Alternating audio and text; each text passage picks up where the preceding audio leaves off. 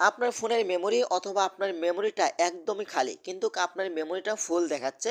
তো এটার সমাধান আপনারা কিভাবে করবেন? তো এই কাজটি করার জন্য ফার্স্ট অফ অল আপনি চলে আসবেন আপনার ফোনের প্লে স্টোরে। আসার পরে এখানে আপনি চার্জ বক্স পাবেন। এখানে আপনাকে যেটা লিখতে হবে, এখানে আপনি টাইপ করে লিখবেন ফাইল ম্যানেজার। এটা লিখে আপনি চার্জ করে দিবেন। তারপর এখান থেকে আপনারা এই অ্যাপসটা আপনারা ডাউনলোড করে নেবেন। তারপর এখান থেকে ওপেন করবেন।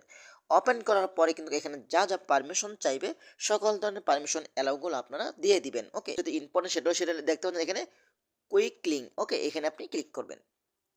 তারপর দেখতে পাবেন আপনার ফোনে কোনো ধরনের ভাইরাস যদি থাকে, কোনো ধরনের থার্ড পার্টি অ্যাপস থাকে, এখান থেকে আপনি ক্লিন স্পেস এখানে আপনি ক্লিক করবেন। তারপর এখান থেকে ডুপ্লিকেট ফাইল এখানে ক্লিক করবেন।